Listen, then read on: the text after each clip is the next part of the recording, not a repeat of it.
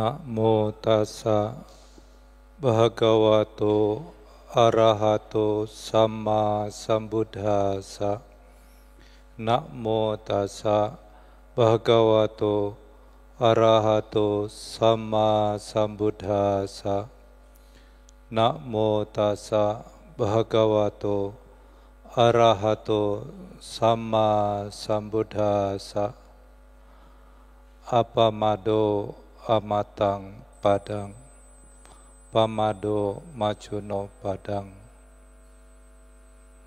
Apamata namiyanti, ye pamata yatha matati.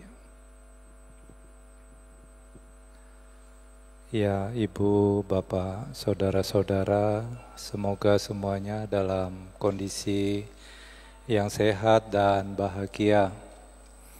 Kepada Rama Pandita, para pemimpin Ramani Puja Bakti, pemimpin Puja Bakti yang saya hormati, pada malam ini satu karma baik.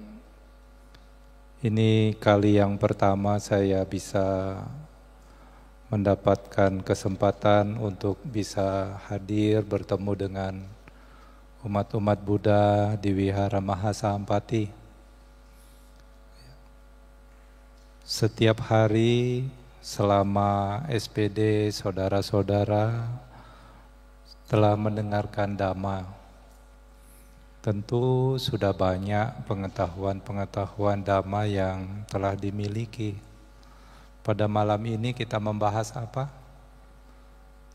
Menyadari ilusi masa lalu dan masa depan.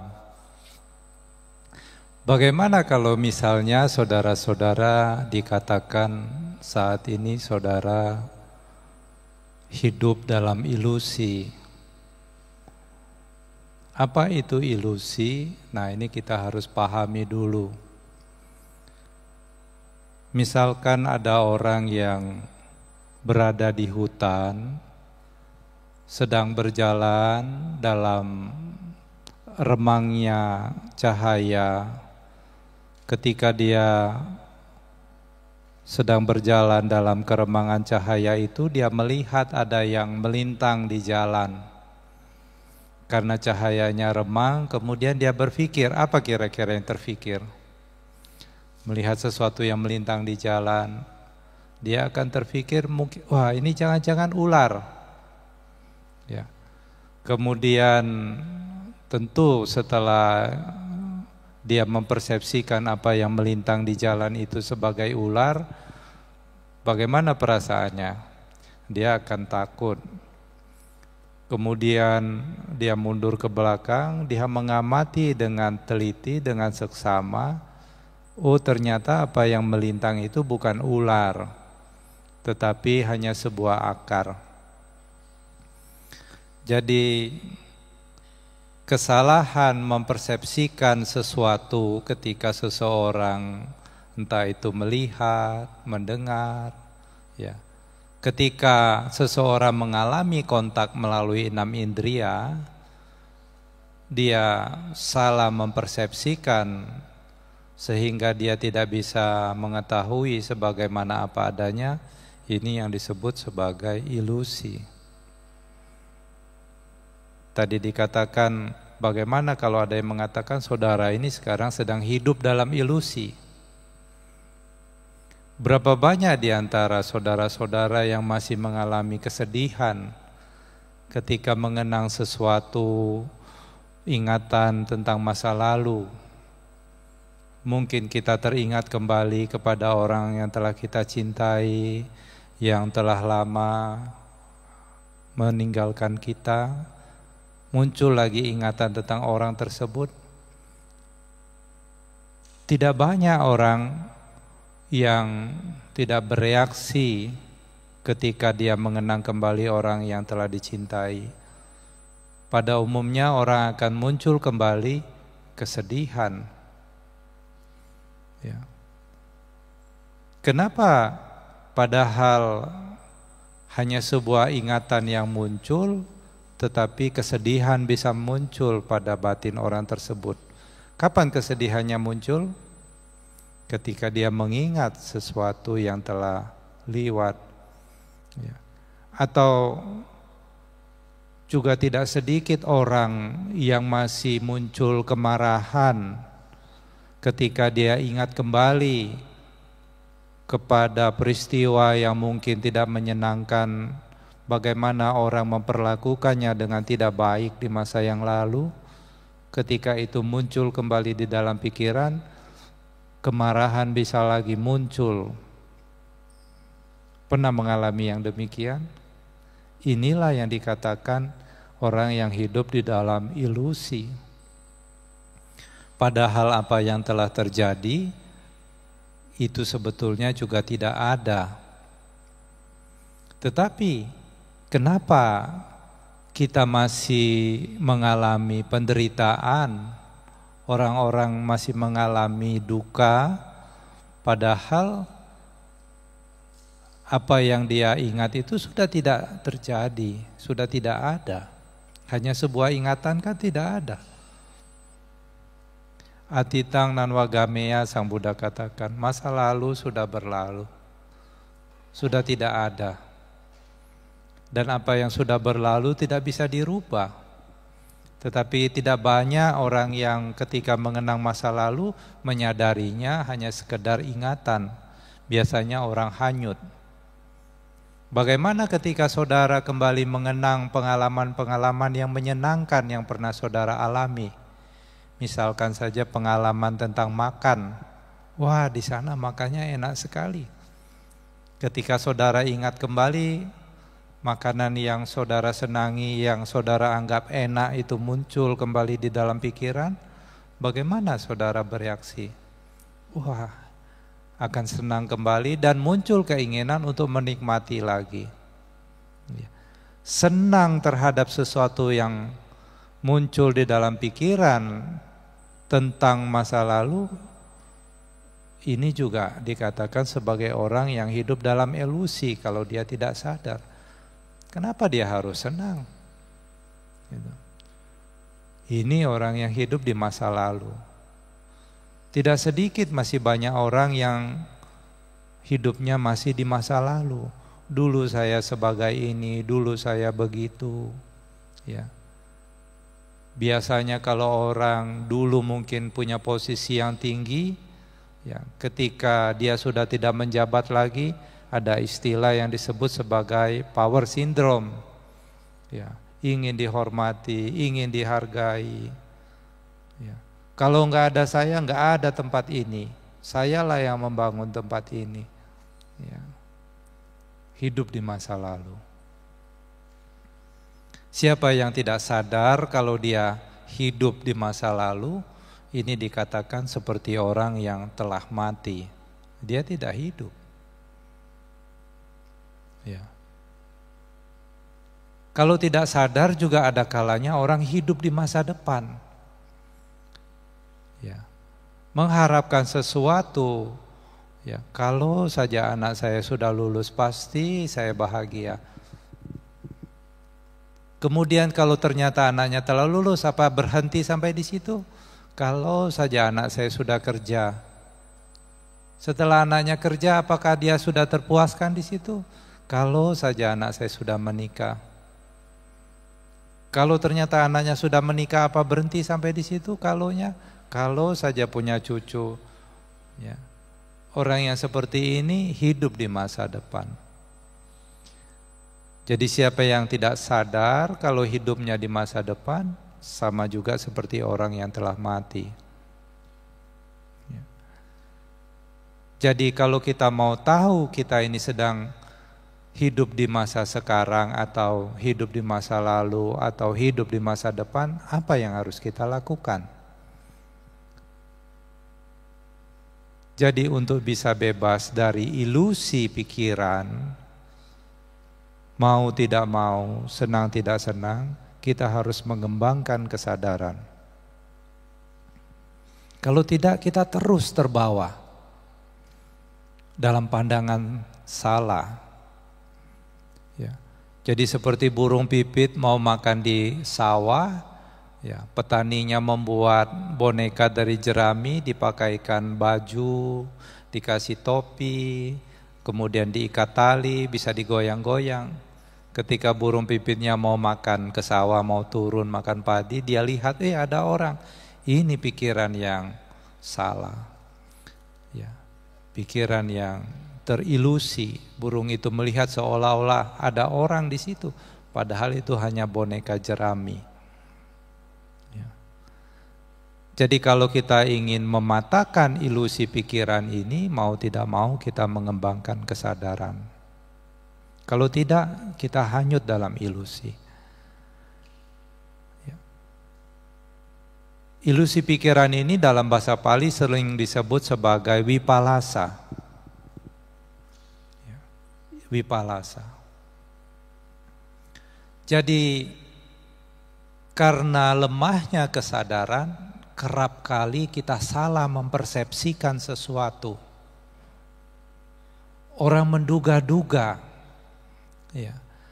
Jadi bagaimana orang mempersepsikan sesuatu, ini tergantung dari di mana orang tersebut besar, lingkungannya seperti apa, latar belakangnya bagaimana. Ini sangat mempengaruhi bagaimana orang mempersepsikan sesuatu. Saudara-saudara yang rajin mendengarkan Dhamma, punya keyakinan kepada Dhamma, ya, tentu pikirannya lebih sedikit mengalami ilusi dibanding mereka yang tidak memahami Dhamma. Apa yang Sang Buddha ajarkan tidak lebih bagaimana Dhamma ini bisa menyadarkan sesungguhnya, ya, yang membuat kita menderita karena pikiran kita ditipu. Berapa banyak orang hidupnya tidak bahagia karena dia salah mempersepsikan sesuatu. Sebagai contoh, ada seorang kepala cabang, rajin, ya, qualified, skillful, berprestasi. Suatu ketika atasannya mengirim dia di tempat yang lain, di tempat yang terpencil, dimutasi di tempat yang terpencil. Selama 1 tahun dia bertugas di sana. Dia berpikir, saya ini dibuang, kerja keras saya tidak dihargai, sia-sia selama ini. Bagaimana menurut saudara, dia dimutasi di sana selama 1 tahun, dia bahagia atau menderita? Kalau dia mempersepsikan mutasi itu sebagai dibuang, tidak dihargai kerja kerasnya, sia-sia, apakah dia bisa bahagia mengerjakan 1 tahun di sana tinggal? Tentu tidak bahagia. Akhirnya setelah 1 tahun mungkin dia tidak tahan, ya, keluar juga unek-uneknya, bos, terus terang saya kecewa sekali. Kenapa saya dibuang di tempat itu? Bukankah saya ini selama ini kerjanya baik? Tahu bosnya bilang apa? Justru saya tahu kamu yang terbaik di antara yang lain. Ketika saya kirim orang lain di tempat itu untuk menyelesaikan permasalahan di sana, mereka tidak bisa. Beberapa orang saya kirim di sana tidak bisa. Begitu saya kirim kamu di sana, semua masalah di sana bisa diselesaikan. Kamulah yang terbaik di antara yang lain. Bagaimana saat itu perasaannya? Menderita atau bahagia? Bahagia. Jadi 1 tahun dia menderita di situ karena apa? Karena dia salah mempersepsikan, batinnya berada dalam ilusi pikiran. Jadi ketika seseorang mengalami kontak melalui 6 indria, kalau di situ tidak ada kesadaran, maka kebiasaan yang akan menyetir. Dan kebiasaan manusia yang tidak mengembangkan kesadaran selalu hidupnya disetir oleh perasaan. Batinnya dipenuhi oleh raga, dosa, moha. Raga itu nafsu kesenangan, dosa itu ketidaksenangan, Dan moha itu ketidaktahuan batinnya dalam kondisi seperti apa. Jadi sebagian besar manusia yang menyetir hidupnya perasaan menyenangi atau tidak menyenangi. Ya. Dan untuk mengetahui ini kita harus melihat ke dalam. Karena ilusi pikiran ini tidak ada di luar tetapi ada di dalam. Ketika seseorang batinnya berada dalam ketidaksadaran, artinya dalam kondisi terilusi, pasti dia tidak bahagia. Ketika saya datang ke tempat ini, saya lihat tempat ini, waduh, saya berpikir seperti dikurung, ya, tidak bisa lihat apalah. Sementara kalau saya tinggal di tempat saya mau jalan satu harian di hutan bebas. Saya bisa lihat pohon-pohon. Seandainya saja tempat ini kalau ada taman, bagus sekali kalau bisa jalan-jalan. Karena saya tidak sadar, tentu saya sudah terseret dalam ilusi pikiran. Bagaimana kalau saya membandingkan tempat ini dengan tempat saya tinggal? Di sana bebas, sementara di sini seperti terkurung. Bahagia tidak? Tentu saya tidak bahagia. Tetapi begitu kesadaran muncul, wah, ini ilusi pikiran. Ketika pikiran saya sudah lari mengharapkan sesuatu yang tidak ada, berarti sesungguhnya pikiran sudah lari ke masa depan. Seandainya saja, kalau saja, berarti pikiran sudah lari ke masa depan. Coba saudara kalau latihan meditasi, duduk misalnya entah itu 40 menit atau 50 menit atau 1 jam. Ya. Ketika saudara sudah duduk merasa cukup lama, ini kok belum bunyi-bunyi wakernya. Ya. Kalau saudara tidak sadar, saudara pasti tidak akan muncul ketenangan. Sebentar-sebentar muncul keinginan, ingin buka mata, ingin lihat jam, jangan-jangan belum dipencet tadi. Gitu. Muncul banyak bentukan-bentukan berpikir. Ya. Kira-kira terjadi tidak begitu? Nah, ini penting kita mengamati batin kita sendiri. Ya. Jadi kalau kita berpikir, wah ini kok lama sekali, berarti saudara mengharapkan ini cepat berakhir. Berarti pikirannya sudah lari sesungguhnya ke masa depan. Tidak diam di masa sekarang. Ya. Atau ketika duduk meditasi, saudara muncul ingatan-ingatan yang berkenaan dengan sesuatu yang tidak menyenangkan. Muncul lagi kemarahan, muncul lagi khawatir. Berapa banyak orang hidupnya memikul beban-beban masa lalu karena ketidaktahuannya. Ya. Pernah datang ke tempat saya, satu orang, stres 2 tahun lebih, tidak bisa tidur, sudah makan obat tidur juga masih susah tidur. Ya. Sebabnya kenapa? Karena dulu dia ditipu orang. Ya. Dia main forex, duitnya habis. Ya. Uang pensiunnya dipakai habis. Ya. 2 miliar lebih. Bayangkan uang pensiunnya. Ya, begitu main, waduh, untung sekian puluh juta dalam semalam. Ya, berhenti tidak? Wah, ini dimainkan lagi. Sudah menang 15 miliar. Wah, berhenti tidak? Tidak. Giliran mau ditarik tidak bisa. Harus bayar dulu sekian-sekian. Baru sadar sudah ditipu. Sudah mengalami itu 2 tahun stres. Badannya di sini, pikirannya di tempat lain. Kalau saja dulu saya tidak main, kalau saja, pikirannya terus berdiam di masa lalu. Ya. Berapa banyak orang makan tidak enak, tidur tidak nyenyak, karena pikirannya yang terus lari ke sana ke sini, entah itu mengkhawatirkan masa depan atau menyesali masa lalu. Inilah pikiran yang terilusi. Jadi untuk mematahkan ilusi pikiran ini, kita harus mengembangkan kesadaran. Ada 4 alat yang bisa kita gunakan untuk mengembangkan kesadaran. Ketika saudara tahu saudara sedang bernafas, berarti saudara sedang sadar. Ada nafas masuk, saudara sadar. Ada nafas keluar, saudara sadar. Berarti saudara sedang sadar. Kapan kesadaran muncul? Apakah kesadaran muncul di masa lalu? Atau nanti kesadaran itu muncul? Kesadaran selalu muncul di masa sekarang. Jadi kalau saudara bisa membawa pikirannya di masa sekarang, maka yang muncul adalah ketenangan.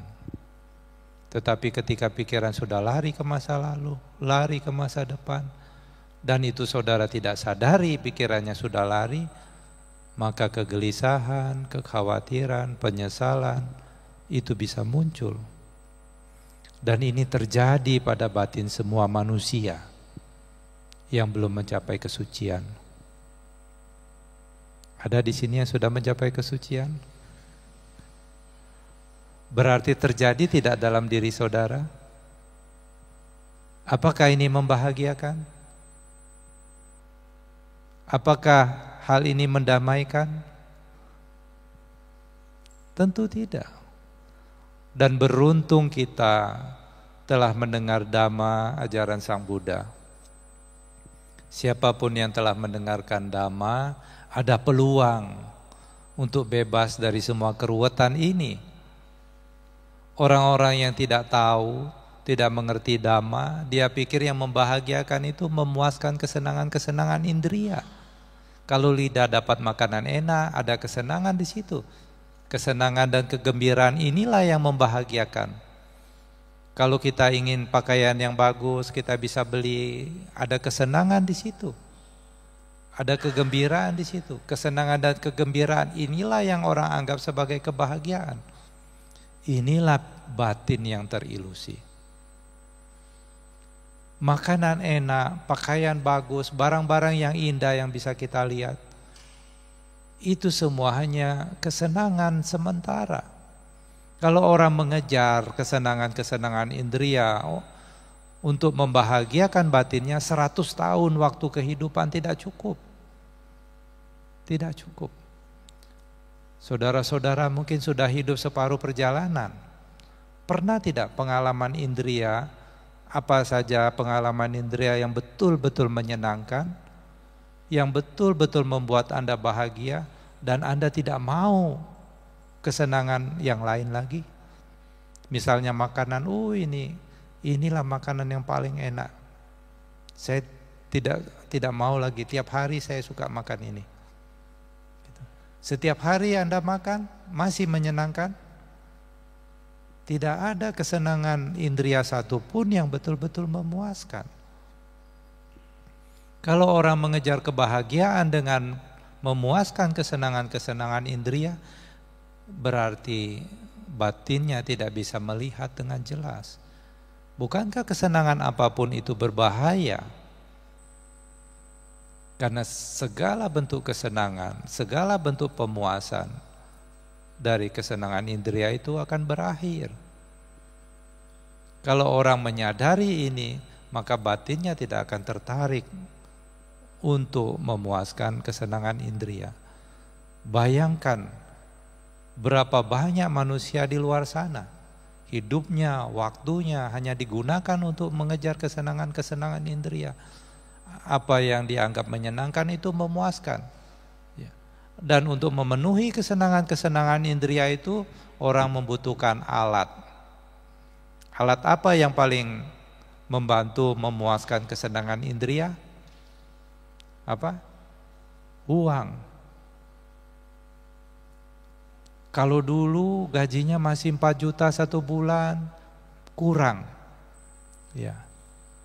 Kemudian naik menjadi 5 juta, bahkan sudah 10 juta, kira-kira cukup tidak? Masih kurang.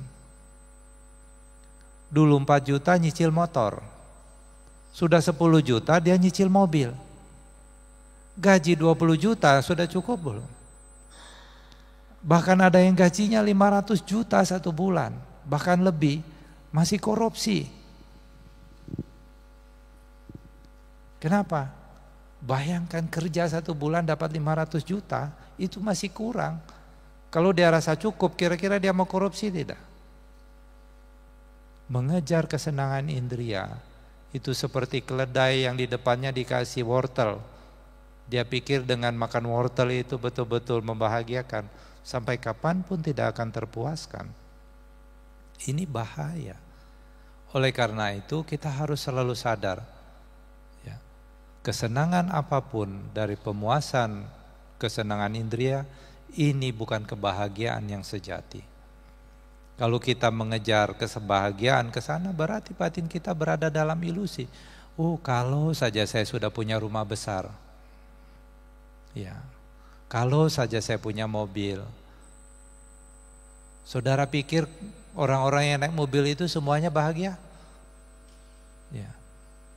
Terus, mobilnya tetangga sebelah bagus, mobil baru. Ya.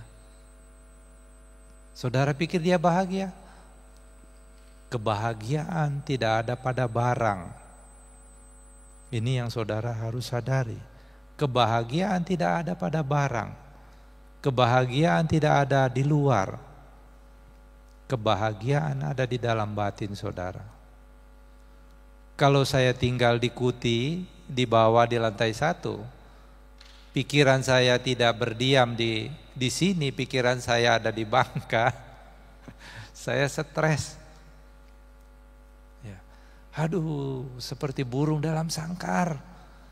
Ini pikiran yang terus meracuni supaya kita tidak bahagia. Saudara harus sadar. Aduh, ya. Berapa sering pikiran kita terus menyeret kita kembali dalam kebiasaan-kebiasaan. Oh, kalau saja, seandainya. Pikiran kita selalu menyeret kita supaya jangan sadar pada present moment. Tapi begitu kita bisa membawa kesadaran pada present moment, pikiran tidak punya daya. Dia akan menjadi lemah. Jadi sangat penting untuk selalu mengembangkan kesadaran supaya ilusi ini bisa kita patahkan. Jadi bagaimana supaya kesadaran ini selalu ada pada present moment?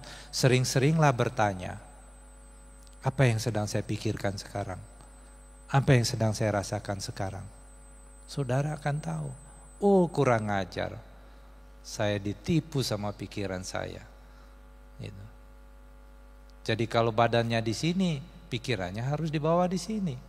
Jangan pikirannya mikirin toko, mikirin ini, kalau stres. Ya. Jadi inilah pentingnya selalu mengembangkan kesadaran.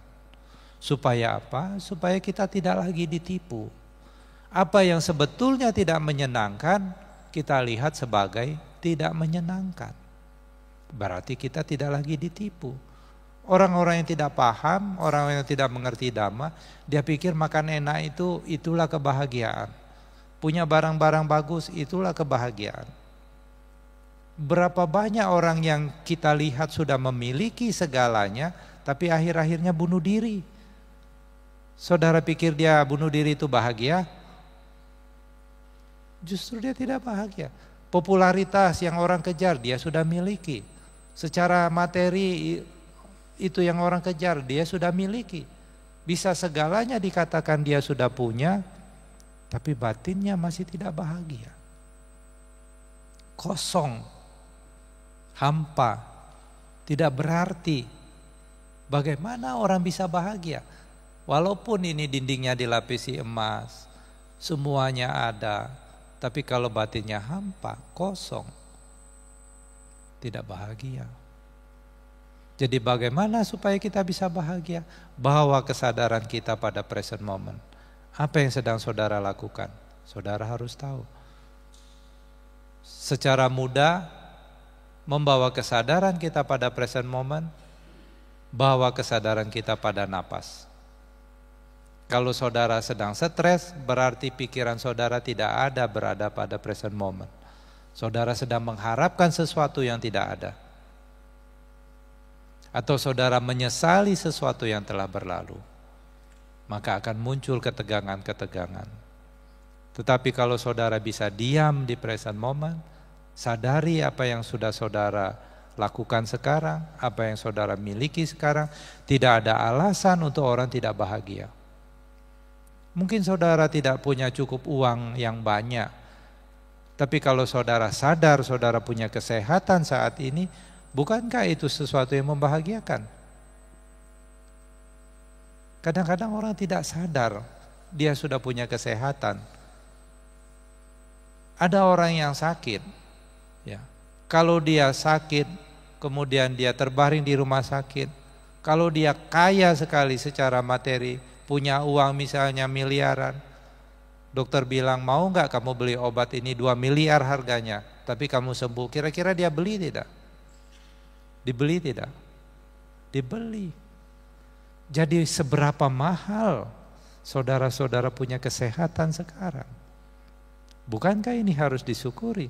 Saudara masih bisa bernapas, tidak perlu pakai alat. Sadari apa yang ada sekarang pada present moment. Betapa bersyukurnya kita bisa mengenal Dhamma. Sementara orang berpikir bahagia itu nanti kalau masuk surga bahagia. Kenapa masuk surga bahagia? Oh, kalau di surga itu apa saja yang kita mau dapat. Mau apel muncul apel. Ya. Mau bidadari ada 72 bidadari nanti muncul katanya. Kalau semua yang kita harapkan bisa muncul, apa yang kita harapkan semuanya bisa terwujud, bayangkan hidup itu akan jadi seperti apa? Bukankah membosankan? Saudara belum punya mobil, pengen punya mobil toh? 1-2 bulan saudara baru beli mobil, bahagia kan? Naikin terus mobilnya setiap hari, bahagianya masih sama tidak? Bahaya. Ya. Jadi kebahagiaan yang sejati ketika batin kita tidak tertipu lagi. Kita mampu melihat ini tidak memuaskan. Ini duka, bukan suka. Ini tidak bagus, jangan dibilang bagus. Jadi tidak tertipu lagi. Tapi kalau batinnya terus tertipu, terus berada dalam penderitaan. Inilah lingkaran samsara. Dan ilusi-ilusi pikiran ini mempengaruhi cara pandang orang. Kalau orang sudah punya cara pandang yang salah, semuanya jadi salah. Semuanya jadi salah. Ya, namanya manusia tidak sempurna, bisa membuat kesalahan. Ya. Ini kan bahasa yang umum. Jadi kita harus bertobat, nanti kesalahannya dihapuskan lagi. Bagaimana dalam pandangan Buddhis? Sekali saudara buat salah, perbuatan salah itu pasti akan berakibat. Sekali anak panah dilepaskan dari busurnya, bisa ditarik mundur? Tidak bisa. Sekali saudara sudah mengucapkan sesuatu yang buruk, pasti ada konsekuensinya. Inilah hukum karma. Ya. Jadi bagaimana supaya kita tidak melakukan ucapan yang buruk? Bagaimana supaya kita tidak melakukan perbuatan yang buruk? Bagaimana caranya supaya kita tidak berpikir yang buruk? Selalu sadar. Ya, selalu sadar. Kalau orang yang sadar, dia mulai mengerti bahwa pikiran ternyata bukan aku, bukan diriku. Pikiran muncul karena kondisi-kondisi. Perasaan juga muncul karena kondisi-kondisi. Perasaan ini bukan milikku, bukan aku, bukan diriku. Dia muncul karena kondisi-kondisi. Ketika orang mulai memahami ini, maka batinnya menjadi damai. Perasaan tidak menyenangkan bisa muncul, dan dia tidak menganggap perasaan itu sebagai milik, maka dia tidak akan terpengaruh. Sang Buddha katakan, orang yang tangannya tidak terluka, dia bisa memegang racun dengan aman. Tapi kalau seseorang menganggap perasaan itu sebagai miliknya, aku yang merasakan, ini diriku, menganggap jasmani ini milikku, ini jasmaniku, ini batin yang terilusi. Ya. Bagaimana mungkin kita menganggap ini jasmaniku, ini badanku? Iyalah, karena badan ini bisa saya perintahkan, tangan ini bisa saya perintahkan. Coba angkat gelas, dia angkat. Letakkan, dia bisa. Berarti ini tanganku. Apakah benar? Sepintas memang betul. Tetapi tangan ini bisa bergerak, bukan hanya kita ada niat. Pernahkah saudara melihat orang yang kena stroke duduk di kursi roda? Pak, Bapak kena stroke ya? Iya. Itu kan kaki Bapak, perintahkan kakinya Pak suruh jalan. Bisa kakinya berjalan? Ternyata tangan ini bisa bergerak bukan hanya karena ada niat. Ada pembuluh darah yang masih berjalan dengan normal, jantungnya masih pompa, paru-paru bekerja, kompleks sekali. Ya. Dan apa yang terjadi pada diri kita, ya, ini tidak semua kita punya kendali. Ini kita harus sadar. Kalau kita sudah mengembangkan kesadaran, maka kita akan lebih fokus pada apa yang terjadi di dalam. Setelah 6 indria kita kontak, bagaimana kita bereaksi? Perasaan apa yang muncul disadari? Setelah perasaan itu muncul, bagaimana bentukan-bentukan pikiran muncul disadari? Ini berarti sadar. Tapi sebagian besar orang, ya, ketika kontak, misalnya telinga kontak dengan suara, persepsi muncul, wah ini celaan, ini hinaan. Yang muncul kemudian pikiran marah. Setelah pikiran marah, apa berhenti di situ? Terus dia berkembang. Inilah jahatnya pikiran. Kalau kita tidak sadari, terus pikiran ini menyeret kita dalam penderitaan. Pikiran ini tidak rela supaya kita itu bebas dari penderitaan, tidak rela. Inilah pikiran yang jahat. Begitu jahatnya Sang Buddha katakan sebagai sangkara mara. Inilah setan yang sesungguhnya. Kalau ada orang yang jahat sama kita, misalnya di Medan ini ada orang yang tidak suka sama kita, punya niat jahat, mungkin dia mau bunuh kita. Kita lari ke Jakarta, kita sudah mulai rasa aman toh, karena jauh dari orang itu. Kalau kurang jauh kita lari sampai ke Amerika, aman tidak? Kita rasa aman. Tapi kalau pikiran yang jahat ini terus mengganggu kita, makan tidak enak, tidur tidak nyenyak, selalu mengancam, membuat kita khawatir, membuat kita tidak bahagia. Kalau kita pergi ke Amerika, dia tinggal di Medan. Pikirannya, bisa kita tinggal. Pikiran jangan ikut. Ya. Pikirannya ikut kemanapun kita pergi. Inilah jahatnya pikiran.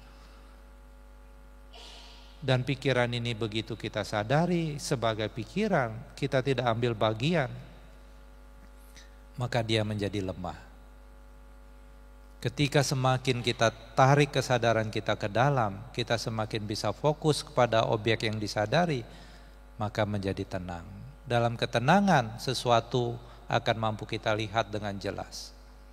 Ketika kita bisa melihat sesuatu dengan jelas, kita tidak lagi tertipu.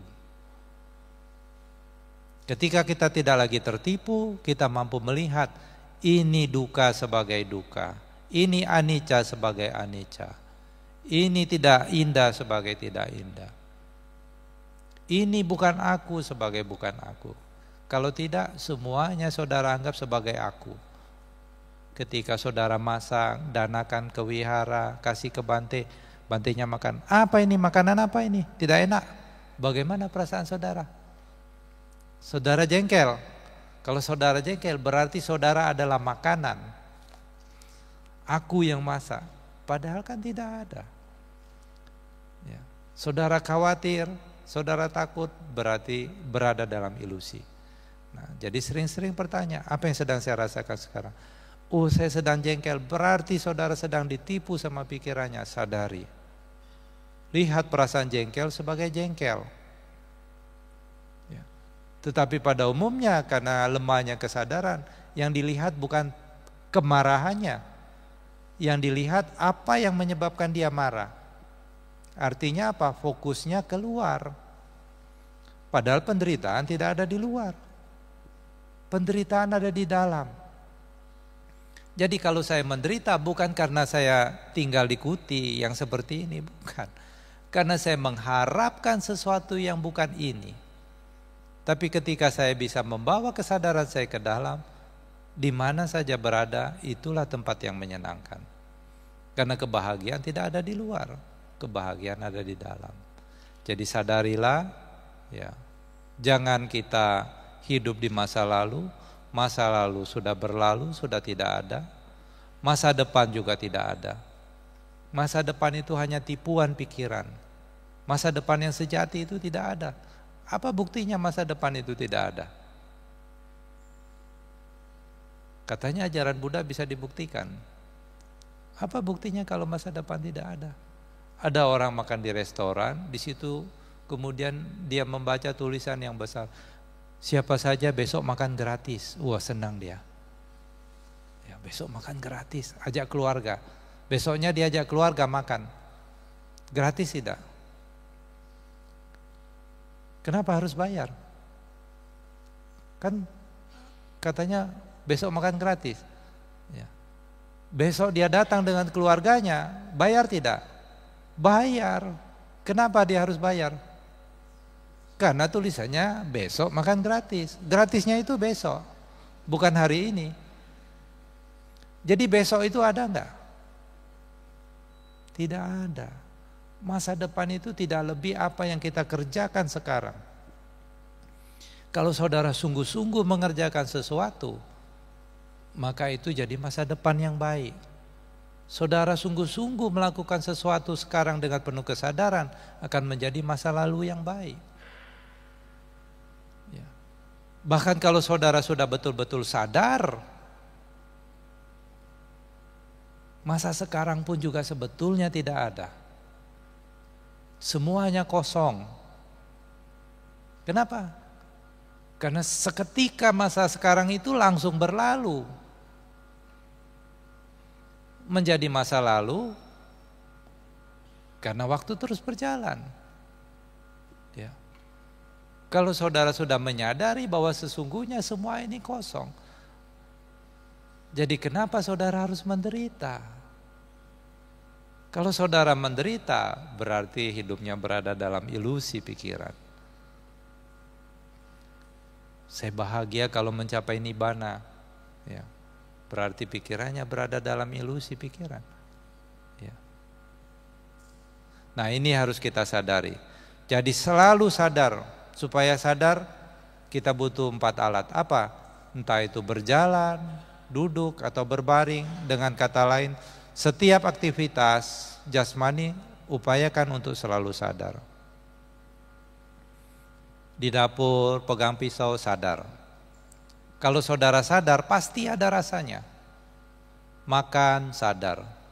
Kalau saudara makan dengan penuh kesadaran, saudara tahu itu pasti ada perbedaan antara makan apel sama ngunyah nasi, itu pasti ada perbedaan.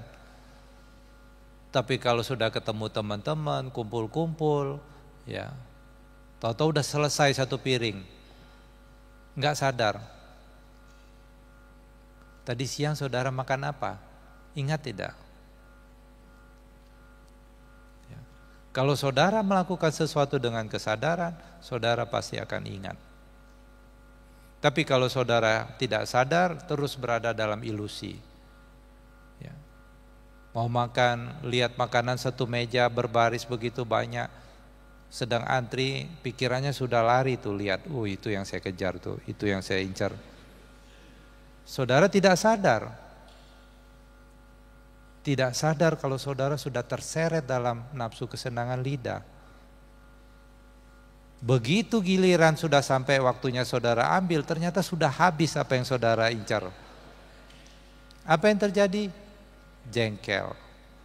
Wah, kurang ajar, orang tuh ngambilnya banyak banget. Besok-besok saya harus di depan ini. Itu tidak sadar. Kalau orang tidak sadar, yang menyetirnya nafsu. Entah itu menyenangkan, kalau menyenangkan dia ingin mendapatkan, mengejar, kalau tidak menyenangkan dia menolak, ingin menghancurkan. Terus seperti itu. Jadi siapapun yang sadar, maka dia tidak mati. Kalau orang tidak sadar hidupnya, itulah orang yang sepertinya sudah mati. Inilah yang ingin saya sampaikan, semoga para umat Buddha khususnya di Wihara Mahasampati semakin maju di dalam Dhamma.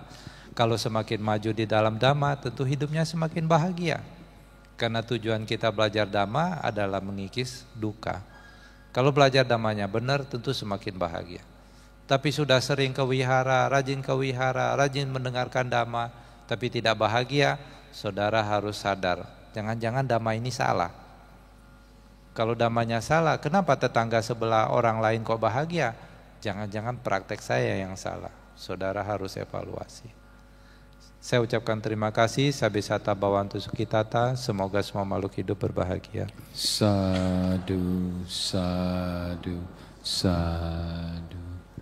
Baik, kami beri kesempatan kepada umat yang dalam Dhammasala. Silakan memberikan pertanyaan.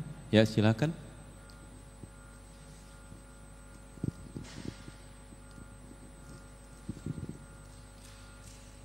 Ya, Cici yang baju pink. Wandami Bante, saya mau bertanya Bante. Dari yang saya tangkap ya dari penjelasan Bante perihal ilusi, itu lebih ke mendatangkan penderitaan. Pertanyaan saya gini Bante, ketika kita selalu mengingat kebaikan kecil yang kita lakukan di malam hari, jadi gini, setiap pagi itu saya melatih diri saya untuk selalu melakukan kebaikan biarpun sekecil apapun, dan itu akan saya ingat di malam hari ketika menjelang tidur. Tujuan saya itu adalah saya ingin melatih diri saya untuk senantiasa melakukan kebaikan biarpun hal kecil. Nah, apakah itu termasuk dalam ilusi? Karena kan itu juga harusnya termasuk juga masa lalu, karena sudah berlalu dalam seharian. Itu pertanyaan pertama Bante. Iya. Jadi tentu sangat membahagiakan buat orang yang mampu mengingat apa yang dia sudah lakukan berkenaan dengan hal-hal yang baik. Siapa saja yang mampu mengingat perbuatan-perbuatan baiknya, itu pasti akan muncul kebahagiaan. Apakah ini kesombongan, sombong atau tidak sombong, saudara sendiri yang tahu. Motivasinya apa? Kalau saudara mengenang, oh hari ini saya sudah berbuat baik ini, hari ini tadi pagi saya sudah pindah patah, kemudian saya berdana makan siang, tadi saya ketemu di jalan ada pengemis saya kasih uang. Tentu mengenang perbuatan-perbuatan baik itu bukan ilusi. Ya. Tapi kalau saudara bahagia karena, saya nih sudah berbuat baik nih. Kalau bukan ini enggak seperti dia itu saya sudah nih. Keakuan yang muncul saudara harus sadari. Kalau di situ ada keakuan berarti saudara sudah berada dalam ilusi pikiran. Bahwa sesungguhnya aku itu kan tidak ada. Tapi mengenang perbuatan baik itu satu hal yang bagus untuk dikembangkan. Karena salah satu anusati atau perenungan yang Sang Buddha sampaikan merenungkan kebajikan-kebajikan kita, perbuatan-perbuatan baik kita, tidak apa-apa. Ya. Saudara harus sadar, saya ingat perbuatan baik saya ini, tidak apa-apa. Tapi kalau saudara mengingat itu dengan keakuan, saya, apalagi membandingkan dengan yang lain, berarti sedang berada dalam ilusi. Ya. Jadi batin yang tidak terilusi, batin yang tidak tertipu. Tertipu itu menganggap ini diriku, ini perasaanku, ini aku. Ya. Itu batin yang terilusi. Bagaimana kalau saya ingat perbuatan-perbuatan yang lampau? Ya. Berkenaan dengan hal-hal yang buruk. Apakah saya berada dalam ilusi? Tentu tidak. Sadar kita sedang berpikir, ada muncul ingatan tentang masa lalu, saudara sadar berarti tidak terilusi. Sampai sekarang saya masih punya banyak ingatan-ingatan tentang perbuatan saya masa lalu. Dan saya harus sadar ini hanya sebuah ingatan. Ingatan ini bukan milikku, ini bukan aku, bukan diriku. Bagaimana Bante kita mengenang masa lalu? Masa lalu boleh dikenang kalau itu bermanfaat untuk kebaikan kita di masa sekarang. Tapi kalau orang tidak sadar ketika pikirannya lari ke masa lalu, kalau saja saya dulu tidak main itu, pasti saya tidak ditipu. Kalau. Dia tidak sadar bahwa dia sedang mengingat masa lalu. Pada saat itu sesungguhnya dia sudah hidup di masa lalu. Ya. Jadi ini beda. Ya. Kalau ibu mengenang, oh tadi pagi saya buat ini, itu kebiasaan yang bagus. Kebiasaan yang bagus. Untuk kita semua. Ya, untuk kita semua. Hari ini sudah berbuat baik apa? Coba saudara ingat. Oh, saya sudah berbuat baik ini. Ada perbuatan buruk apa? Saudara tidak lihat ada perbuatan buruk. Orang yang bisa punya ingatan bahwa hidupnya diisi dengan hal-hal yang bajik, tidak ada hal-hal yang buruk. Apalagi orang itu bisa dengan confident mengatakan kepada dirinya sendiri, saya ini orang baik. Ya, mati itu tidak menakutkan. Ya. Dan semua orang baik akan terlahir di alam-alam bahagia. Tidak peduli agamanya apa. Dia tidak punya agama juga karena dia ingat perbuatan-perbuatan baiknya. Dia akan meninggal terlahir di alam-alam bahagia. Jadi penting kita membiasakan untuk berbuat baik. Bagus, tidak berada dalam ilusi. Terima kasih Bante. Ada pertanyaan kedua lagi Bante. Ini lebih ke tentang karma. Ada satu parita yang saya baca di buku biru. Kita mewarisi perbuatan kita sendiri. Kita juga berlindung kepada perbuatan kita sendiri. Dan salah satunya yang paling saya ini, maksudnya paling mengingatkan saya, kita juga berkerabat dengan perbuatan kita sendiri. Yang artinya mungkin bisa saja kita dilahirkan di suatu keluarga atau kita punya partner hidup dengan seseorang yang bisa jadi ini adalah hasil dari buah kita sendiri, buah karma kita sendiri. Nah pertanyaannya Bante gini, di setiap harinya dalam kehidupan kita,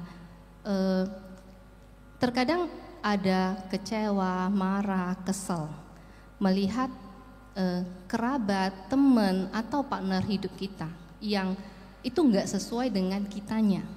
Nah, kita menyadari inilah datangnya dari saya. Kita menyadari itu Bante. Tapi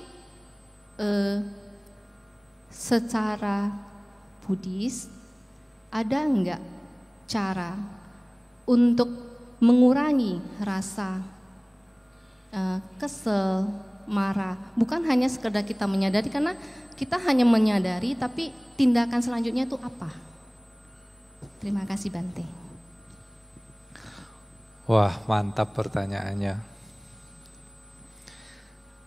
Jadi pertama kita harus selalu sadar bahwa segala penderitaan kita itu bukan datang dari luar. Bukan karena orang bagaimana dia bersikap kepada kita, bukan. Penderitaan kita itu ada di dalam. Sumbernya itu ada di dalam. Apa buktinya penderitaan itu tidak datang dari luar, tapi penderitaan itu datang dari dalam. Bagaimana kita mempersepsikan apa yang kita alami melalui 6 indria, itulah yang menentukan kita menderita atau bahagia. Sebagai contoh, ketika saya pindah patah misalnya di luar, tiba-tiba ada orang, hei botak, misalnya. Kurang ajar, dia nggak tahu saya ini sudah tera apa. Gitu. Menderita tidak? Menderita kalau saya berpikir begitu. Di lain kesempatan, suara yang sama, hei botak. Wah, mata dia normal berarti. Cara kita menyikapi input yang datang dari luar dengan cara yang berbeda, bersikap berbeda, hasilnya sama tidak? Berbeda. Jadi kekesalan, kemarahan, kejengkelan, kekhawatiran, ketakutan, itu semua bersumber dari keinginan-keinginan. Tanha. Tanha dengan upadana itu tidak bisa dipisah, saling berkaitan. Nafsu keinginan, seharusnya dia enggak boleh begitu. Ini udah diajarin, enggak ngerti-ngerti, dasar bodoh. Kita mulai jengkel. Mama jangan makan ini, nanti mama darah tinggi, nanti mama kena stroke, mama harus begini, harus begitu. Cinta kasih luar biasa toh. Tapi cinta kasih itu didasari keakuan. Aku tidak ingin mamaku begini begitu. Menderita. Kalau betul-betul cinta kasih itu didasari dengan ketulusan, tidak berharap apapun. Itulah ketulusan yang sesungguhnya. Kalau masih ada jengkel, ya, saya membabarkan dhamma, saya tidak harap supaya saudara ini, ini harus dianggap begini. Apapun bentuk pengharapan itu jadi potensi penderitaan. Pengharapan itu kan sesuatu yang belum ada. Itu. Jadi Bante kalau gitu kita tidak usah berencana ya Bante, bodoh. Gitu. Orang hidup tidak ada rencana itu orang bodoh. Berencana dengan sadar saya sedang membuat rencana itu dua hal yang berbeda. Kadang-kadang orang khawatir rencananya tidak tercapai. Apakah rencana itu harus tercapai? Apakah semua rencana tercapai? Tidak. Karena tidak semua kondisi-kondisi itu kita bisa atur. Ada yang di luar kondisi kita. Apa yang kita kerjakan sekarang, kerjakan dengan yang terbaik. Kerjakan dengan sepenuh hati. Masalah tercapai atau tidak tercapai, ini di luar kondisi 100% saya punya kuasa. Kalau kita bisa berpikir dengan kesadaran demikian, kita menjadi tenang. Suami ini harusnya begini, harusnya begitu. Ya salah sendiri pilih dia. Gitu. Ya ini sudah karma. Kalau kita ingin membuat orang menjadi lebih baik, sadari motivasi kita itu apa. Cinta kasih yang sesungguhnya atau cinta kasih yang sesuai dengan harapan kita. Cinta kasih yang sesungguhnya tidak ada pamrih. Kadang-kadang orang mengembangkan meta, Bante di rumah saya ada, sepertinya malu halus Bante.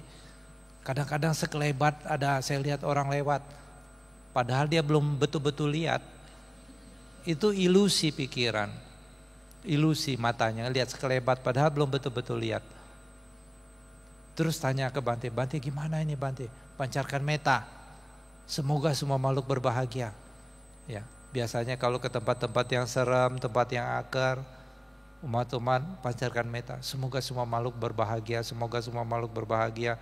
Kemudian dengar suara, krosek, tambah kencang, semoga semua makhluk berbahagia. Gitu.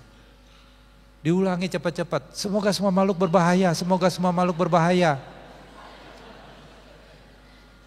Dari berbahagia menjadi berbahaya.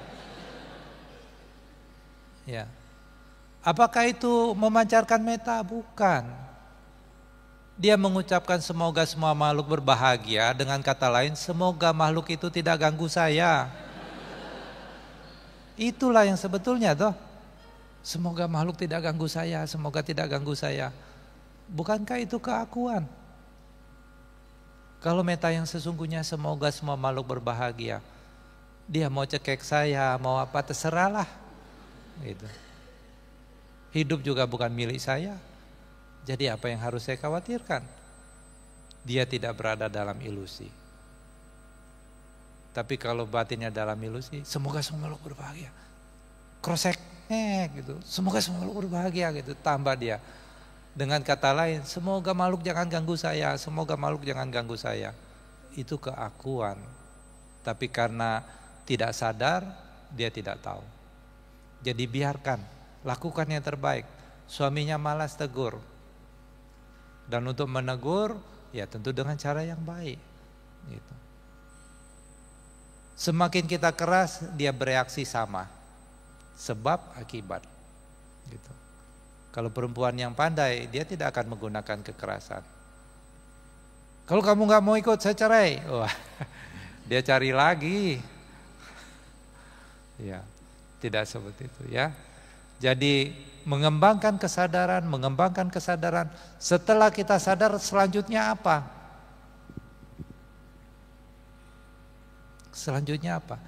Ketika kita sadar, batin kita tidak tertipu lagi, secara otomatis kemelekatan kita berkurang. Konsekuensi logisnya. Orang pengen punya handphone misalnya. Wah, ini iPhone 16 nih. Bahkan mungkin orang sudah punya 16, dia 17 dia sudah punya. Gitu. Bagus.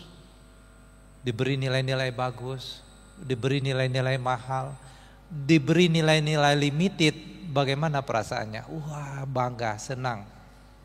Pakai beberapa saat, ternyata baterainya ngedrop. Kadang-kadang ngehang. Berubah tidak sikap mentalnya? Berubah.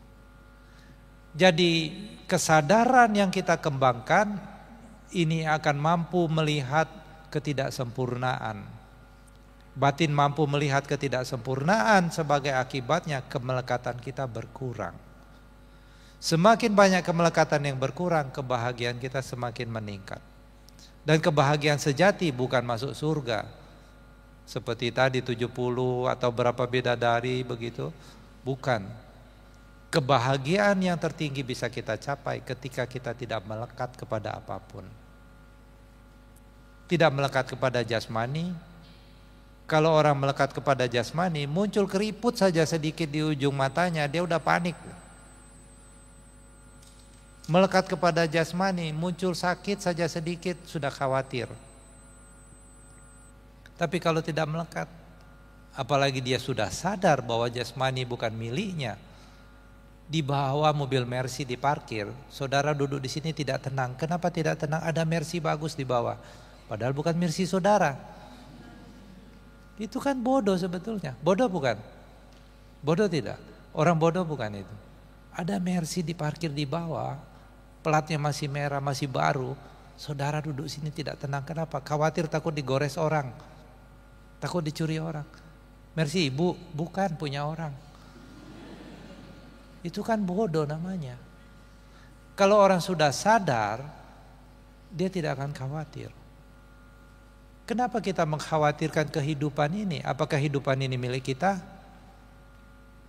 Semua orang sudah tahu hidup ini bukan milik kita, milik yang kuasa katanya. Giliran yang mau diambil sama yang kuasa, dia panik. Padahal sudah tahu bukan punya dia, itu namanya tidak sadar. Kalau harus mati, mati aja. Jangan pikir gimana-gimana. Gimana anak saya, gimana ini usaha saya, mati-mati aja, nggak ada gimana-gimana. Gampang kan kalau bisa begitu? Nggak mati sekarang, besok pasti mati. Tenang kan? Bagaimana bisa tenang? Ingat kebajikan. Itu. Mati masuk surga. Semua orang kan gitu bilang kalau punya kebajikan. Mau masuk surga kok takut? Ya, kadang lucu juga ya. Ikut saya, percaya kepada saya, dijamin masuk surga. Tapi kenapa nggak mau pergi buru-buru? Ya, oke, ada pertanyaan lain. Ya. Ya, Bante, ini ada pertanyaan melalui YouTube. Sotihotu Bante, bagaimana caranya untuk berdamai dengan trauma masa lalu? Yang penanya tumbuh besar mencicipi ayah yang selalu KDRT fisik dan verbal, baik kepada dia dan ibunya, setiap harinya selama 20 tahun. Iya, tentu ini satu pengalaman yang sangat tidak menyenangkan ya. Kita semua tentu ikut prihatin bagaimana anak-anak tumbuh di lingkungan keluarga, orang tua yang selalu ribut, ini sangat mempengaruhi kejiwaan anak tersebut. Jadi bersyukurlah siapapun yang hidup di keluarga yang baik. Orang tua saya walaupun bukan orang tua yang sangat mampu, sampai setua ini, sampai orang tua saya meninggal, saya tidak pernah punya ingatan orang tua saya itu ribut, wah, jeger, cempreng begitu. Tidak pernah saya punya ingatan. Gitu. Biasanya kalau lagi jengkel papa saya, dia menggerutu, ngoceh gitu. Mama saya diam gitu. Tapi kalau satu kata mama saya sudah nyaut, papa saya diam dia. Jadi bagaimana kita mengatasi trauma yang muncul di mana kita besar di lingkungan keluarga yang demikian?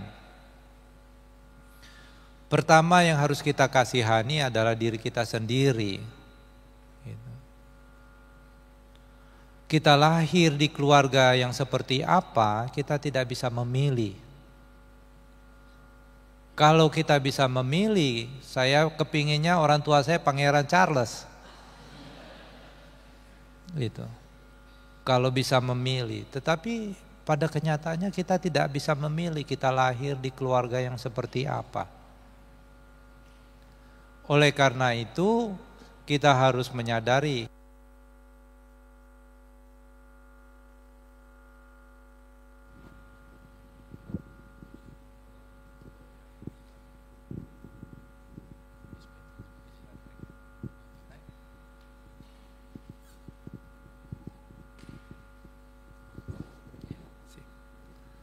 kita lahir di keluarga yang seperti ini karma kita, karena perbuatan kita.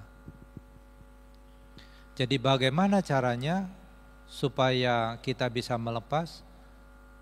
Kembali kita menyadari, membawa kesadaran kita kepada present moment. Seperti tadi saya cerita, orang yang datang ke tempat saya, dia stres selama 2 tahun.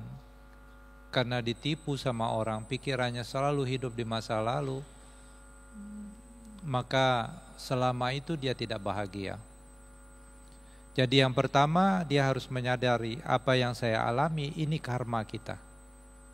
Ada orang-orang yang mempunyai cukup kebajikan, selama hidup dikatakan hanya sedikit dia mengalami hal-hal yang tidak menyenangkan. Sebagai contoh, misal ada anak yang lahir di keluarga yang terhormat, berkecukupan, kemungkinan kecil dia akan dihina, kemungkinan kecil dia akan merasakan lapar, semua kebutuhan tercukupi. Itu karmanya dia lahir di keluarga yang demikian. Kenapa bisa lahir di keluarga demikian? Karena dulu mungkin dia pernah membantu orang, dia gemar berbagi, dia murah hati. Ini yang menjadi kondisi. Kalau saya lahir di keluarga yang demikian, ini karena karma buruk saya sendiri. Oleh karena itu mengembangkan kesadaran pada masa sekarang. Pengalaman apapun yang pernah saya alami itu sudah lewat, sudah berlalu. Saya tidak ada hidup di masa lalu, yang saya punya hidup adalah di masa sekarang. Ketika saya menarik nafas, saya sadar saya sedang bernapas, inilah saya sedang hidup. Ketika ingat trauma tentang masa lalu muncul, sadari itu hanya sebuah ingatan. Itu bukan aku, bukan diriku yang dulu. Itu hanya sebuah ingatan. Jadi berupaya membawa kesadaran, selalu berdiam pada kondisi sekarang, ini harus kita upayakan. Jadi ketika orang tidak bisa membawa kesadarannya di masa sekarang, maka trauma-trauma itu terus menyeretnya. Bahkan bisa menghapus akal sehat Saya ingat dulu punya teman tahun 98, ya ada kerusuhan kan di Jakarta, di Tangerang, toko-toko orang dibakar. Ya. Berapa banyak orang yang stres, orang yang gila, ya. Tidak bisa melepas pengalaman-pengalaman yang buruk yang terjadi di masa lalu. Jadi pertama harus kita sadari apapun yang terjadi itu buah dari karma kita sendiri. Kita mengalami hal-hal yang buruk, inilah karma buruk kita yang berbuah.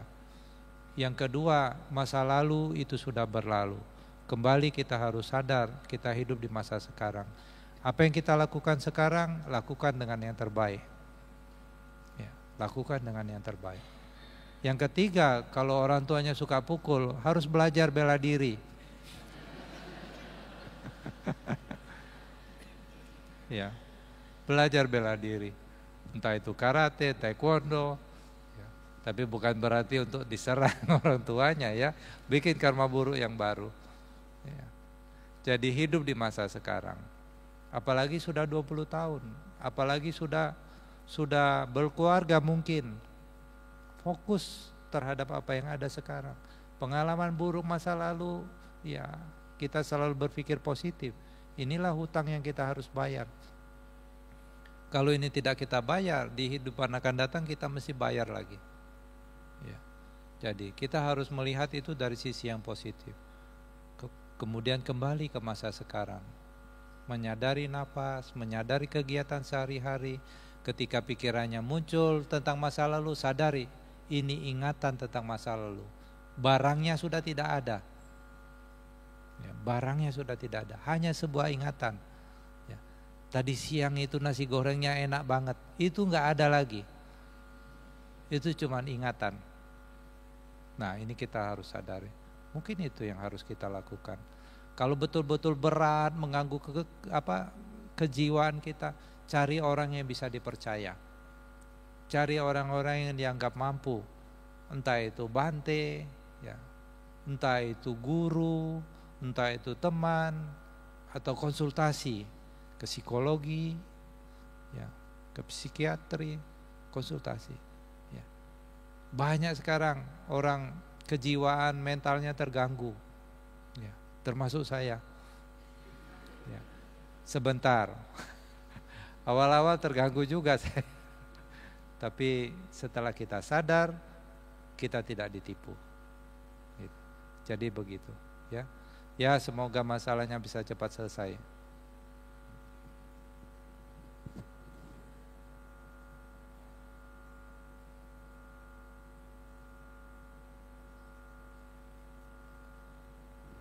Ya, mungkin ada lagi satu penanya terakhir mungkin ada?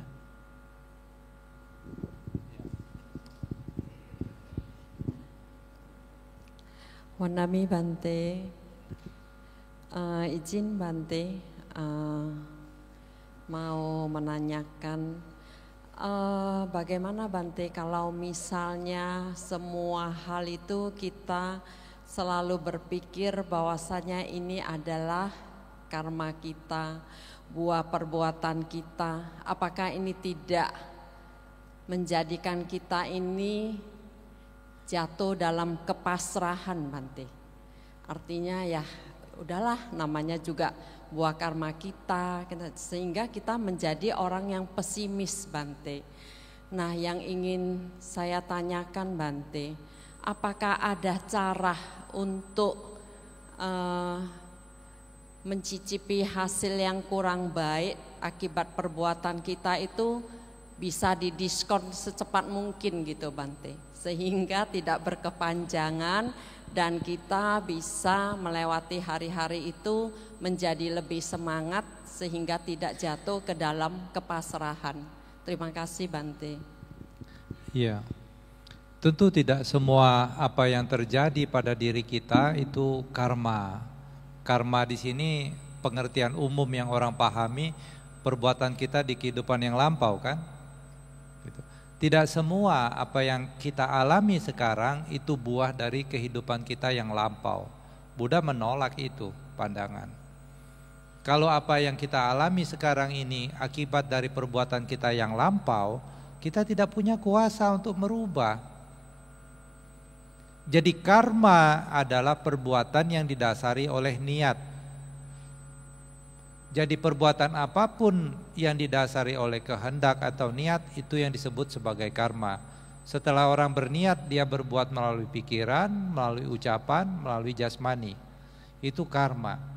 Apapun yang kita alami itu bukan karma, tetapi buah dari karma, kama wipaka. Ketika mata kontak dengan rupa, telinga kontak dengan suara, ketika lidah kontak dengan cita rasa, kita tahu ada manis, kita tahu ada putih, ada merah, itu belum ada perbuatan di situ. Tidak ada karma buruk atau karma baik, karena tidak melibatkan pikiran. Setelah ada kehendak baru disebut karma. Jadi kalau seperti misalnya saya, ketika saya pergi ke tempat dingin, hidung saya selalu pilek, keluar air, wah ini karma buruk saya, ini memang berbuah. Itu pandangan salah. Gitu. Dulu mungkin saya pernah berbuat buruk apa gitu sehingga hidung saya pilek terus, kehidupan yang lampau maksudnya. Bukan begitu. Saya salah tempat. Ya, kalau ada orang alergi debu, alergi dingin, dia berada di tempat yang berdebu dan dingin, otomatis dia bersin-bersin terus atau dia pilek. Berarti apa? Ini karma masa lalu? Bukan. Dia salah tempat. Gitu. Jadi pengalaman-pengalaman yang kita alami kita harus lihat. Oh, saya tinggal di keluarga. Saya lahir di keluarga yang berperang terus, ibu bapaknya, itu karma. Dari lahir sudah perang tuh. Itu salah lahir, itu salah tempat. Lahirnya di tempat yang salah tuh. Itu karma. Setelah dia tumbuh, dia besar, dia sudah mulai bisa berpikir. Tentu kalau bisa menghindar, ya menghindar, usaha. Entah itu merantau misalnya, orang tua di Medan merantau ke Jakarta. Kalau bisa. Kalau tidak ada kesempatan untuk merubah, kita tidak ada kemampuan untuk merubah, ya apa boleh buat, gitu. Itulah yang buah harus kita terima, gitu. Jadi tidak semua karma, gitu. Dan apa yang terjadi sesungguhnya tergantung dari apa yang kita lakukan. Yang lebih penting itu masa sekarang sebetulnya, masa sekarang. Kalau dia sudah 20 tahun, sudah cukup dewasa atau 20 tahun, dia masih trauma, dia menderita. Penderitaan itu siapa yang buat? Bukan bapaknya. Karena dia menderitakan sekarang, bukannya dulu toh. Betul tidak? Orang itu sudah usia 20 tahun, dalam contoh ini misalnya. Sekarang dia menderita, trauma. Kapan dia menderitakan? Sekarang. Ketika ingat tentang perbuatan orang tuanya dulu yang mungkin jahat, dia marah lagi, dia jengkel lagi, dia dendam misalnya, kan menderita. Kapan dia menderita? Sekarang. Jadi siapa yang membuat dia menderita? Apakah orang tuanya? Bukan. Yang membuat dia menderita, dia mempersepsikan ingatan tentang masa lalu dengan cara yang salah. Kalau dia mempersepsikan dengan sudut pandang keakuan, orang tua saya sudah menyiksa diriku, memukuliku, menghinaku, kuku-kukunya inilah yang membuat orang menderita. Orang itu sudah menghina dia, kita menderita tidak? Kalau tidak ada aku di situ. Dia sudah menjelek-jelekkan Bapak A misalnya, kita menderita tidak? Tapi kalau dia menjelek-jelekkanku, kita menderita tidak? Akunya itu yang membuat orang menderita. Jadi pengalaman-pengalaman kita harus lihat. Kita harus pertanyakan, bagaimana saya bereaksi tentang apa yang saya alami sekarang. Kalau kita bereaksi berdasarkan dorongan keakuan, nafsu keinginan, tanha di situ, kita pasti menderita. Ya. Makanya penting kita selalu sadar. Begitu sadar, saya ini kok tidak bahagia batin saya. Batin saya ada rasa tidak puas. batin saya tidak senang. Kenapa ini? Amati. Oh, ternyata saya punya keinginan yang tidak sesuai dengan kenyataan. Nafsu keinginan itulah yang menyebabkan orang menderita. Inginnya orang tua saya dulu tidak begitu. Ya. Bisa mundur lagi ke belakang? Tidak bisa. Apa yang sudah terjadi itu masa lalu. Bagaimana kita bereaksi? Oh, ini hanya ingatan. Inilah buah karma yang harus saya tanggung. Tapi kalau sekarang kita bisa buat, sekarang kerjakan dengan hati-hati, kerjakan dengan sungguh-sungguh, masa lalunya jadi baik. Dan kalau ini dibiasakan, kita juga selalu berbuat baik, kerjakan dengan sungguh-sungguh apapun, tidak ada pikiran buruk. Kalau sudah membiasakan diri demikian, selalu sadar, maka kemungkinan melakukan kesalahan itu semakin kurang. Jadi prinsipnya mengembangkan kesadaran akan membuat batin kita tenang. Ketika kita tenang, kita tidak tertipu lagi. Kita mampu melihat segala sesuatu sebagaimana apa adanya. Ketakutan sebagai ketakutan. Ya. Dan kita tidak menggenggam ketakutan itu, hanya melihat itu hanya perasaan, kemudian dia lewat. Gitu. Dia lewat. Tapi kalau tidak, kita terus ada muncul perasaan takut, bentuk pikiran-pikiran muncul. Ya. Ada satu pengalaman saya ketika saya dulu di Sri Lanka, saya carika di hutan, sudah malam saya harus nginap di satu gua besar, terus gelap. Saya lihat dinding-dinding guanya itu penuh dengan tulisan-tulisan pakai arang bekas bakar, penuh dengan tulisan. Terus orang kampung bilang, Bante, dulu ada biku Sri Lanka tinggal di sini, dia gila. Begitu saya masuk di situ saja perasaan saya sudah tidak nyaman.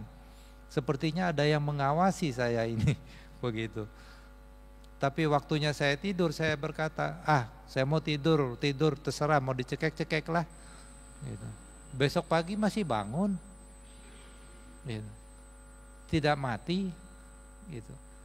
Tapi kalau saya, waduh ini jangan-jangan sepertinya ada di pojok itu tuh, dia berdiri tuh.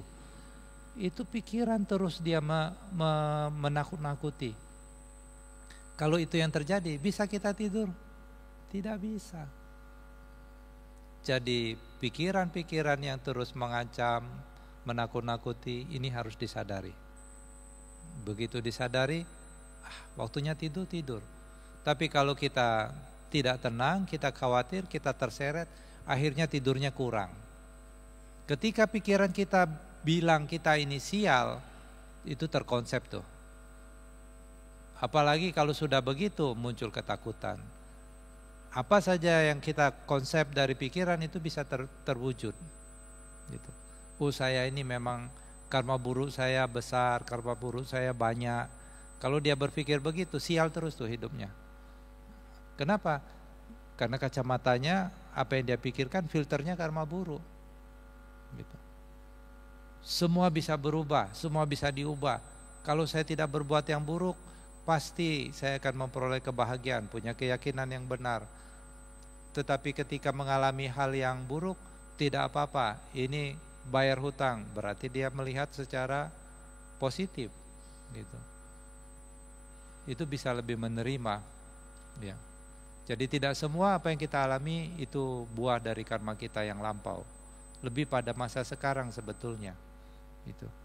Jadi kalau sekarang tidak usah pusing, ya, kerja sungguh-sungguh, waktunya tidur, ya. Makan hati-hati, dipilih yang sehat-sehat. Kalau kena sakit ya sudah. Jasmani mana yang tidak bisa kena sakit? Ya. Patung aja bisa rusak, apalagi jasmani. Ya. Kalau berpikir begini enteng. Jangan dibuat ribet, dibuat simpel. Kalau mau bahagia berpikir simpel, jangan berpikir yang ruwet. Kami para biku sudah simpel sekali hidupnya, nggak pernah pikir besok makan apa ya, tidak pernah pikir. Gitu. Kalau perumah tangga, walaupun duitnya banyak, masih banyak pikir, maka di mana lagi ya? Gitu. Yang lebih susah lagi, apa yang mau dimakan ini? Itu sudah susah banget gitu, nggak ada yang, ya. Jadi buat simpel, berpikir. Sadari, setiap berpikir sadari. Apakah ini ada dorongan nafsu? Ada dorongan tanha atau tidak? Apakah ini keinginan atau kebutuhan? Kadang-kadang kalau orang tidak bisa membedakan, hidupnya jadi ribet. Ya, makan saya nggak ada ayam goreng, nggak mau makan. Zaman saya kecil bisa begitu, hebat sekali. Ya, apa yang ada di meja itulah yang dimakan. Nggak mau makan sudah, mau mati-matilah, orang tua bilang gitu. Anak sekarang mana mau makan sayur? Jarang sekali anak sekarang mau makan sayur. Kalau dulu saya waktu kecil makannya sayur terus, kita nanam sendiri, ya petik sendiri. Mau makan ayam? Nggak ada. 1 tahun sekali Pak Sincia makan ayam. Ya. Dari kesulitan-kesulitan mentalnya jadi kuat. Anak sekarang panas sedikit ngeluh, capek sedikit, suruh ke warung jalan kaki nggak mau, naik motor. Orang tuanya juga manjakan. Di sekolah gurunya jewer, ngadu ke rumah, bapaknya datang ke sekolah. Kalau zaman dulu kita ngadu ke rumah ditambah 2 kali. Jadi mentalnya jadi tangguh ya. Ya oke. Mungkin ada lagi. Terakhir mungkin, kalau tidak tutuplah. Apa tadi yang baju hijau? Mandami Bante. Rita mau tanya, kan dari tadi Bante bilang kita hidup saat sekarang ini Bante. Jadi kalau ini diterapkan pada saat kita berlatih meditasi, kan jasmani kita kan bisa sakit juga Bante kan. Jadi ada hari-hari di mana badan kita memang tidak sehat. Terus pada saat berlatih meditasi itu, misalnya seluruh badan tuh memang sudah enggak enak sekali gitu, cuma disadari aja itu sakit. Tapi akhirnya menyerah juga Bante, mungkin semangatnya yang masih kurang. Tapi setelah itu timbul penyesalan, maksudnya kalau saya coba bertahan lagi mungkin akan bisa, tapi akhirnya saya ganti posisi atau akhirnya tidak jadi latihan meditasi duduk, saya ganti ke meditasinya sambil berbaring, tapi tetap pakai timer begitu Bante. Bagaimana ya Bante dengan menyadari saat ini saya sedang apa, saat ini saya sedang merasakan apa, tapi itu kalah, maksudnya dengan kalau Rita pribadi menganggap saya semangatnya kurang untuk itu. Mohon bimbingannya Bante. Terima kasih. Iya, kadang meditasi tanpa disadari kita itu berantem di dalam. Pokoknya saya nggak mau rubah posisi, pokoknya kuatan siapa? Atau berantem sama tetangga sebelah, masa dia bisa, saya harus lebih hebat lagi. Itu harus disadari, itu satu bentuk keakuan. Yang namanya jasmani punya keterbatasan, setiap orang berbeda kemampuannya. Dan kemajuan batin tidak diukur dia mampu duduk berapa lama. Orang kena stroke duduknya bertahun-tahun bisa. Ya. Jadi meditasi diukur dari seberapa mampu saudara menyadari batin yang ada, batin dan jasmani yang muncul, supaya Anda tidak tertipu bahwa ini bukan aku, bukan diriku, bukan milikku. Gitu. Ya saya sendiri terus terang tidak mampu saya duduk terlalu lama, saya ada saraf kejepit. Gitu. Jadi ketika saudara tidak mampu lagi menahan rasa sakit, ya rubah posisi. Karena meditasi ini bukan latihan menyiksa diri. Ya, bukan latihan menyiksa diri. Kalau saudara menyiksa diri, ini ekstrim yang harus dihindari, mengembangkan batin. Meditasi juga tidak boleh mengikuti kesenangan indria. Mengikuti kesenangan indria, misalnya waktu meditasi muncul gatal di tangan, pikiran bekerja, garuk. Setelah digaruk gatalnya hilang tidak? Muncul gatal di kepala, garuk. Selalu mengikuti apa yang muncul di dalam batin itu juga memuaskan kesenangan indria. Jadi meditasi kita ambil jalan tengah. Jalan tengah berarti bukan separuh menyiksa diri, separuh ngikutin kesenangan indria, bukan juga. Gitu. Jadi ambil jalan tengah. Dalam meditasi kita perlu bertekad. Selama 1 jam saya tidak akan merubah posisi. Silakan. Ternyata sakit sekali, menusuk sekali, kakinya seperti mau patah jadi 2 misalnya. Kalau itu diteruskan, saudara dapat apa? Adakah saudara ketenangan yang bisa muncul? Tidak. Gitu. Akhirnya berantem kuat-kuatan. Justru yang berkembang itu kejengkelan, kemarahan, dan saudara tidak sadar saudara dalam kondisi batin yang marah. Apa yang saudara dapat? Tidak ada, cuma sakit aja. Gitu. Kalau sudah tidak mampu rubah posisi, pokoknya selama 1 jam saya hanya berubah 1 kali. Nah, berarti masih ada tekad di situ yang dikembangkan. Selama 1 jam saya hanya berubah 2 kali, kalau tidak mampu 1 kali, tetap ada tekad yang dikembangkan. Selama 1 jam saya berubah 10 kali, wah terlalu banyak. Berarti setiap 6 menit saudara berubah. Ya tentu itu bukan pengembangan tekad kalau begitu. Ya 6 menit berubah, 6 menit lagi berubah. Ya tentu bukan begitu. Kalau duduk 1 jam berubah hanya 2 kali, itu sih masih aman, belum ada yang lumpuh. Duduk 1 jam gak berubah itu belum ada yang lumpuh gitu, atau sampai mati gitu, belum pernah ada cerita. Di sini mungkin ada. Duduk 1 jam terus lumpuh begitu? Tidak. Ya. Jadi rasa tidak nyaman, rasa sakit, selama saudara masih bisa mampu mengamati itu dengan batin yang tenang, amati. Rasa sakit, rasa tidak nyaman itu tidak akan membuat saudara mati. Percayalah. Kalau nggak percaya buktikan. Kita nyambung nih duduk 1 jam. Ya. Jadi bertahan. Kalau sakit rubah posisi. Kalau demam makan obat. Ya, makan obat. Ya. Batuk-batuk periksa dokter.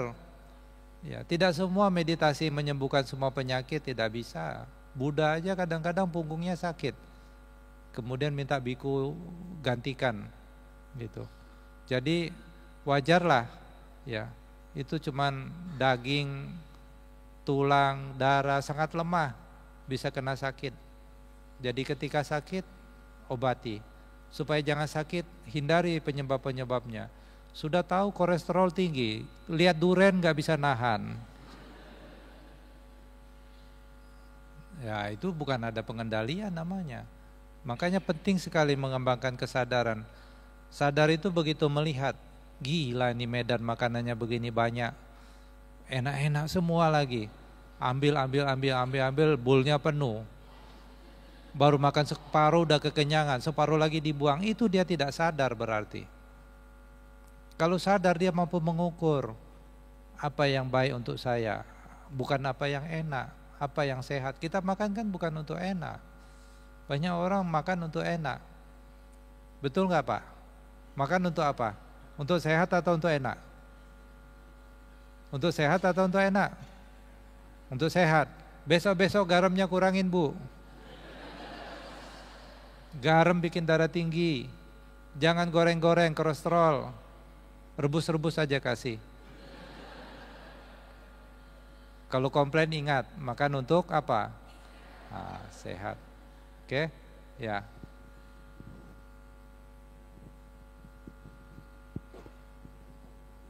Apa itu?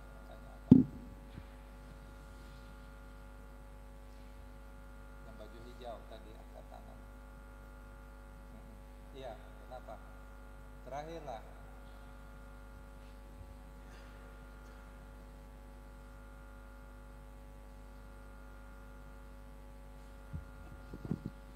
Iya terakhir, mungkin ada yang rumahnya jauh ya.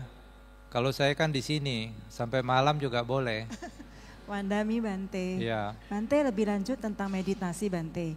Jadi kalau pada saat meditasi kita kan merasakan munculnya pancakanda Bante. Jadi kan kita cuma mengamatin, udah itu melihat apa adanya Bante. Cuman kadang-kadang itu kita masih menggenggam Bante. Apakah gimana caranya ya Bante supaya kita bisa melepas gitu ya Bante. Sama apakah juga kita melihatnya itu kalau umpamanya munculnya kiresa begitu, kita melihat fenomen muncul tenggelam ya Bante. Mohon arahannya, makasih Bante. Iya, supaya tidak menggenggam lagi jadi arahat. Kalau arahat dia tidak ada lagi yang digenggam, sudah mampu melihat Pancakanda sebagai apa adanya, tidak lagi ada upadana. Selama belum arahat ya tentu ada kemelekatan di situ, gitu. Jadi yang pertama kita harus menyadari setiap fenomena batin dan jasmani yang muncul, bagaimana kita bereaksi, supaya kita tahu ketika rasa sakit muncul sadari. Setelah rasa sakit muncul ini bagaimana batin saya bereaksi, ada penolakan, itu satu keakuan yang harus kita sadari, gitu. Jadi itu disadari. Ketika bernapas sadar ada napas masuk, ada napas keluar. Ketika ingin tenang, ini kok nggak tenang-tenang ya, kok nggak dapat sinar-sinar ya, gitu. Sadari keinginan apapun yang muncul. Kalau mau dapat sinar ya bawa senter meditasinya, langsung dapat sinar. Tapi kita meditasi bukan cari sinar ya. Ini terang sekali ini tadi. Selesai meditasi selesai, langsung terang semua sampai kita susah silau. Meditasi adalah untuk membuat batin kita itu bisa melihat sesuatu itu dengan jernih, supaya kita tidak ditipu. Ketenangan dari meditasi itu juga hanya kebahagiaan sementara. Bukan itu tujuan kita, itu hanya batu loncatan, gitu. Jadi dalam proses meditasi untuk mencapai pencerahan ada 3 hal yang harus kita kembangkan. Jalan menuju pencerahan itu sudah jelas dibabarkan. Apa itu? Jalan mulia berunsur 8. Kalau disingkat sila samadhi panya. Sila itu seperti menjernihkan air. Kalau ngambil air dari sungai, orang ambil air 1 ember, tuang di baskom, airnya keruh, dia taruh beberapa koin, terus dia tanya kita, ada berapa koin? Berapa rupiah? Bisa jawab tidak? Tidak bisa, airnya keruh. Air itu kalau keruh kemudian bisa tenang tidak? Bisa tenang. Air yang keruh kalau dia sudah tenang, walaupun dia tanya ada berapa koin, kita tidak mampu lihat. Jadi air keruh itu supaya kita bisa tahu ada koin atau tidak, kita harus jernihkan. Menjernihkan air, proses menjernihkan air itu sila. Sekarang banyak berbuat buruk. Berbuat buruk bisa dikurangi enggak? Bisa diganti dengan berbuat baik tidak? Bisa. Setelah kita tahu membunuh tidak bagus, mencuri tidak bagus, asusila tidak bagus, berbohong tidak bagus, mabuk-mabukan enggak bagus, kesadarannya nanti lemah. Setelah tahu kita tidak lakukan. Ketika sila kita baik, itu diumpamakan seperti air yang kotor itu, yang keruh sudah jernih seperti air minum misalnya. Ada orang tuang air 1 galon, dia taruh beberapa koin, kita mampu lihat nggak ada koin atau tidak? Kalau airnya jernih, tentu mampu lihat, bisa lihat dengan jelas. Kalau airnya bergejolak karena baru dituang, tidak mampu. Setidak-tidaknya kita mampu lihat, ada 3 koin. Berapa rupiah tidak jelas. Nah, air yang sudah jernih itu harus ditenangkan. Bagaimana cara menenangkannya? Misalnya air di baskom itu, pegang baskomnya kencang-kencang, tenang dia. Atau ditepok-tepok, tenang gitu. Tenang tidak airnya? Semakin kita berusaha untuk menenangkan air, airnya akan semakin tenang tidak? Tidak. Jadi bagaimana caranya menenangkan air itu? Biarkan saja, nggak usah ikut campur. Jadi proses untuk memperoleh ketenangan itu alamiah. Wah, saya ingin tenang. Semakin ingin tenang semakin kacau. Ingin jana, gitu. Apa itu jana? Makanan apa? Jana itu kan hanya persepsi-persepsi. Oh, apa itu? Jana pertama, Vitaka Wicara Piti Sukha Ekagata. Apa itu? Itu kan hanya teori. Jadi fokus, biarkan napas masuk, napas keluar, tidak usah diatur, biarkan, hanya menyadari. Ketika airnya sudah jernih, kemudian tenang, mampu nggak kita lihat koin itu ada berapa? Tentu kita mampu lihat dengan jelas. Koinnya ada 3, berapa rupiah kita mampu lihat dengan jelas. Kalau airnya sudah tenang. Ketika airnya tenang, itu samadhi. Sila yang baik akan menunjang samadhi. Samadhi yang baik akan menunjang panya muncul, pengetahuan. Oh, 5 rupiah, 10 rupiah, 100 rupiah. Pengetahuan akan muncul. Pengetahuan itu muncul dengan sendirinya sebagai akibat dari sila dan samadhi yang berkembang. Gitu. Nah, semakin kita tahu ini tidak memuaskan, ini duka. Kalau sudah tahu ini duka, mau tidak kita genggam? Tentu tidak, otomatis dia akan meregang, dia akan melepas. Kalau tidak tahu, selidiki. Seperti orang, apa ini hitam-hitam? Diselidiki, karena tanpa asing dia tidak tahu. Lucu bentuknya, ada putihnya sedikit, kemudian dia cium. Oh, ternyata tai cicak. Setelah dia tahu ini tai cicak, dia tahu kotor, ini tidak bagus, dia kantongin tidak? Tentu dia buang. Apa dia hanya berhenti membuang? Cepat-cepat dia cuci tangan. Bukan cuma cuci tangan, dia cari sabun. Kenapa? Dia tahu ini kotor. Jadi kemelekatan akan meregang, akan melepas ketika seseorang mampu melihat ketidaksempurnaan dari sesuatu yang dia lekati. Jasmani sempurna atau tidak sempurna? Tidak sempurna. Kita sudah jaga makan baik-baik, olahraga, makan vitamin, suatu saat dia akan sakit.